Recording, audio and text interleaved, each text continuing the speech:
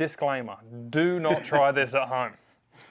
Yeah, this is a little different. So we've had a couple of people ask us about shaving the faces on drivers. Now, it does make them non-conforming, so they're illegal. You can't play in tournaments with them. Yep. That's a disclaimer.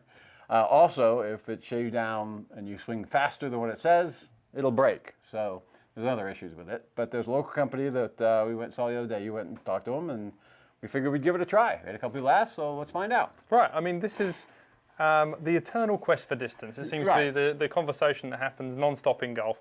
And you're a prime candidate, right? Oh, yeah. I'm 60 years old. I've lost 10 miles an hour in the last year because I really haven't played much. That's a whole different deal. We're going to try that, see if we can fix that at some point. But, yeah, so I'm swinging like 90 miles an hour. And I'm looking for distance. And we've got a lot of guys older than me that are really looking for distance. So you want to have some fun and hit it longer? Why not give it a try? Right. So, like Mark said, if it works. Yeah. Well, this is the point, right? Exactly. This is not legal. This is not something you're playing a USGA tournament or anything like that. But if you're playing with your buddies, this is something you can do. So what we've done is Mark's playing the new Ping G430 10K Max 9-degree head.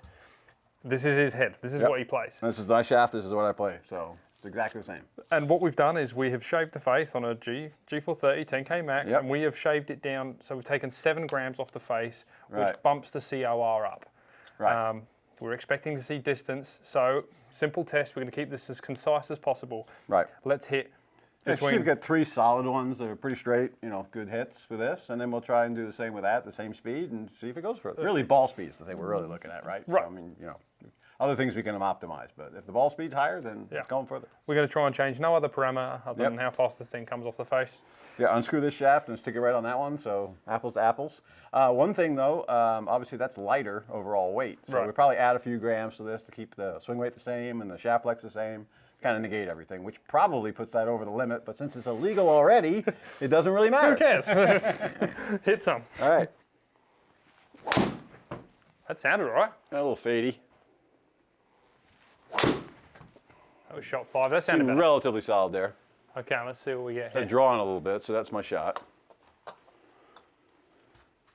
I hit on TrackMan so often, I'm worried about stepping in front of the, So you had 95 miles an hour club speed, 133 mile an hour ball speed, with a carry of 221. Okay. 95 miles an hour again, great. 134 ball speed, very good. 226 carry. So we know what range we're in here. Yep. That sounded pretty good too. That was pretty solid. A little draw, I think. Yep. Full draw maybe, but. So we mapped 5 of those shots with the existing driver, the legal driver. We're obviously going to hold out on the results, so you stay watching us. So what did you do next? So anyway, I took the original weight out because obviously 9 grams lighter, right? So I took the 28 out, which is one of the higher ones, put a 31 in, which got me 3 grams, and then I just threw a bit of lead tape on the bottom here, just to make it up to exactly the same weight now. Okay. So really putting it on the bottom is kind of what we do with robot testing. You want the same head mass and same engine and all that stuff to get apples to apples kind of readings. So that's what we're trying to do. We're just basically trying to get the swing weight the same, so at least Mark feels the same thing. Yeah, the shaft flexing the same too, and the mass of the head's the same, which affects how far the ball goes as well. So. All right, well, I'll take the legal one. Okay. I'll leave you with the illegal one. I'm screwing it on. Snap it on and see what's going on here. Yeah. All right, good to go.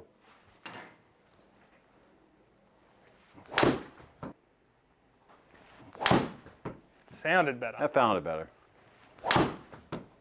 Better? I felt more solid, yep. A little better, a little low still, but not bad. Seemed like there was a little more ball speed there. It might be. What? On those last 2 for sure. 95. That's center. There you go. Okay. That's center, 95. All right. That's a fair one. Okay, so Mark legitimately doesn't know the results, although they're right behind us. Yet. This is a human test, right? This isn't a robot test. Right. We've taken everything with a little bit of pinch of salt, so we're trying to find out what would really happen on the golf course. So we basically hit a bunch of shots with the legal version, and we picked the top 5 of your best shots. Yep. And you ended up hitting a lot more with the thinned out. Well, face I wasn't version. hitting it solid. And it had nothing to do with the club because I just hit it thin. Right. So. But that's okay. Yeah. But what was happening is you were thinning it and mishitting it and healing it. And we've scrubbed it for just the top 5 shots that you hit, which happened to be about the last 5 shots that you hit. Right, yeah, probably. And you were mishitting it all over the face, and the ball speed was staying pretty much the same. Everywhere. Really? Well, that's Ping is awfully forgiving, so you got to give Ping some credit for that one. For sure. 100%.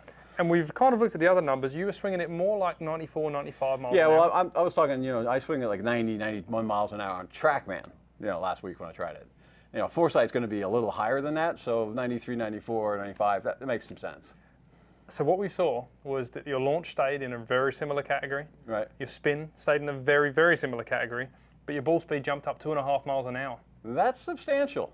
That's Right. definitely taking a look. I'm probably going to do a little more research myself this weekend and try a bunch of them and kind of really sort through and prove it to myself. But that deserves a robot test too, doesn't it? 100%. If anyone's going to yeah. have an illegal face driver, it's Mark Timms. Right, exactly.